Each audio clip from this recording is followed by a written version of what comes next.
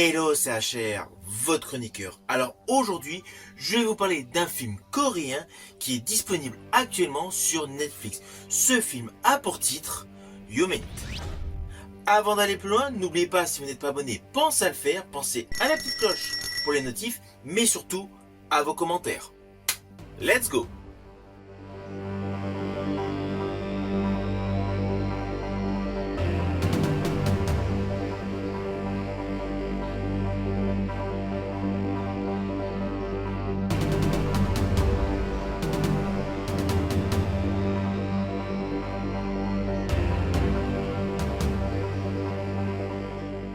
Alors ce film Yomen se présente totalement comme un véritable thriller d'espionnage qui mêle habilement scènes spectaculaires, action, suspense et histoire sérieuse.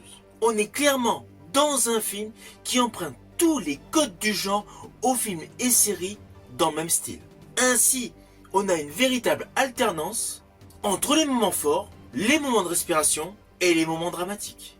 Et justement, dès les premières minutes de ce film, le ton est donné. Le film s'ouvre étonnamment sur une scène calme, pendant que le titre Human et Intelligente s'inscrit pour fusionner pour faire le titre du film Yomen. Nous découvrons un homme dans un silence total en train de se préparer. En fait, il n'y a rien de spectaculaire. Au contraire, tout est dans le détail. L'individu manipule du matériel high-tech, il semble véritablement suivre un protocole précis. Je rajouterais que l'ambiance est clinique. Alors, c'est une entrée en matière assez calme, mais on ressent quelque chose qui va électriser l'image. Assez rapidement, on tombe sur l'interrogatoire d'une femme. Et là, le film change complètement de registre. On comprend que la femme a été droguée, que le thème du film va porter notamment sur le trafic d'êtres humains, de femmes et de drogue. Deux sujets assez lourds. Implicitement, tout l'univers qui nous est présenté devient beaucoup plus dérangeant. Et au cœur de cette ambiance très sombre, très glauque, très dark, le film bascule avec une scène d'action ultra nerveuse, ultra punchy. Nous avons un combat type karaté kung-fu, avec des mouvements très fluides, très lisibles, et une course-poursuite. Alors je vous le dis franchement, c'est une entrée en matière que j'ai trouvée efficace. Car en fait, elle condense tout ce qu'on va voir dans le film. C'est-à-dire de la tension, de la violence, et un chaos maîtrisé.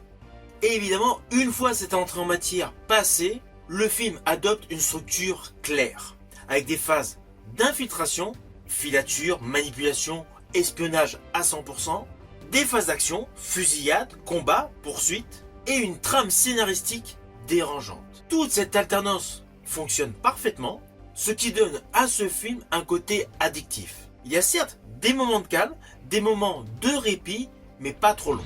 Dès que l'enquête ralentit, en fait, il y a une scène d'action qui relance tout, tel un flipper. Et là, dès que l'action s'emballe, le film revient immédiatement à une tension psychologique. Et cela va être cela du début jusqu'à la fin. C'est ce qui donne en quelque sorte un effet série condensée. En fait, chaque séquence pourrait appartenir à un épisode différent. Alors, sans trop spoiler sur le film, juste par rapport au début, le film est d'une noirceur totale. La femme que nous découvrons droguée a un état de santé très fragile. Implicitement, elle se dégrade fortement. On n'est pas du tout dans un film de bisounours, rien à voir. Le début est tragique. Implicitement, on comprend que tous les enjeux scénaristiques ne sont pas abstraits. On va pas du tout être dans la rigolade. Les victimes sont concrètes et le système qui nous est présenté est profondément violent. Du coup, on comprend facilement que ce film Yomen n'est pas du tout un film fun d'action. C'est un vrai thriller d'espionnage blindé de noirceur. Alors d'ailleurs, tout le film est émaillé de scènes assez brutales, assez glauques. Il y en a une, alors elle est plus dans la première partie de ce film, qui m'a profondément touché. Il s'agit d'un groupe de personnes qui en fait passent par la Russie pour rentrer en Chine. Alors cette scène de migrants coréens est très triste, très dramatique. Sur le papier, elle est simple. Nous avons un groupe qui avance en pleine nuit dans des conditions difficiles pour fuir son pays. Mais émotionnellement, ce qui suit toute cette séquence est totalement dévastateur. Sur le plan psychologique, c'est très rude. En plus, elle semble totalement casser l'ambiance du film en nous montrant la vulnérabilité humaine. Elle rend tout simplement le trafic d'humains tangible et réel.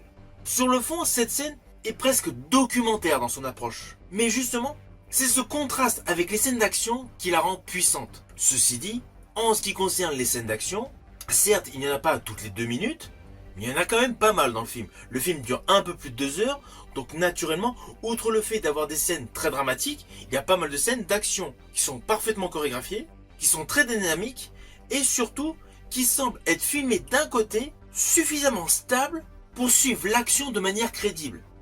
Il y a très peu de scènes d'action avec caméra à l'épaule. Alors ceci dit, je vous ai dit donc qu'il y a des scènes très dramatiques, des scènes très action movie, mais il y a des petites scénettes qui apportent un petit peu de pep sur le plan humoristique. Je pense à une certaine séquence où un policier, pour interroger un criminel, un trafiquant, utilise un stylo. Il fait quelque chose de particulier avec son stylo dans une des narines de l'individu interrogé. Il y a un petit côté cocasse, un côté inattendu, mais surtout un moment presque absurde. C'est à la fois du coup, certes un petit peu grotesque, mais étonnamment drôle. Et justement, ce plan séquence nous démontre parfaitement que le cinéma coréen, quelle que soit la situation, aime bien faire un vrai mélange de genres. Dans sa globalité, le cinéma coréen est capable de passer du drame au comique en quelques secondes. Alors côté casting, tous les personnages sont bons. Par contre, on va pas se mentir, tous les acteurs qui sont en second plan sont limite effaçables. Il y a pas mal de petits détails qui auraient pu être un petit peu plus édulcorés sur le plan scénaristique sur certains personnages. Surtout que volontairement dans le film, on nous présente bien la tension entre la Corée du Nord et la Corée du Sud. Il y a des personnages pivots qui auraient pu avoir un peu plus de lignes scénaristiques. Mais c'est clair, le film a privilégié les têtes d'affiche, le rythme, l'histoire et l'action, au cœur d'un drame humain. Alors sincèrement, si vous aimez les thrillers coréens, celui-ci est doté de pas mal de points positifs. Alors évidemment, la priorité, la grosse plus-value de ce film, c'est le rythme qui est efficace. L'alternance, réflexion, infiltration et action pure est bien dosée. Les scènes de combat sont impressionnantes et les scènes émotionnelles nous touchent en plein cœur.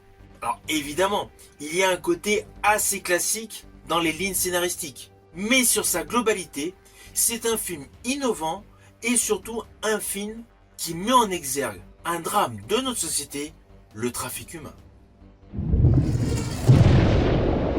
Alors attention à ce que je vais dire, léger spoil. C'est par rapport au final. Vous vous doutez, le héros, théoriquement, va réussir sa mission. C'est un fait. Au vu du final, une suite peut être effectuée. C'est évident. Surtout au vu du dernier combat. Mais ce qui est étonnant pour un final de film de ce type, c'est qu'en fait, le monde qui est montré est profondément corrompu. On peut se dire que le dernier plan séquence de ce film suggère tout simplement que le combat continue ailleurs et autrement. Voyez, ce n'était pas du tout un spoil de folie.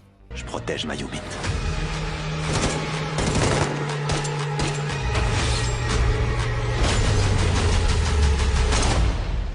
Alors au final, naturellement, ce film Yumint, disponible sur Netflix, je vous invite à le découvrir. Il est topissime. C'est un thriller solide, qui a un très bon dosage entre brutalité et humanité, et il est surtout dans un style très réaliste. Même s'il y a des séquences très action man, elles paraissent plausibles. Naturellement, je vous invite donc à le voir. Une fois que vous l'aurez vu, n'hésitez surtout pas à me mettre en commentaire tout simplement votre opinion. Je vous dis à bientôt pour une prochaine review.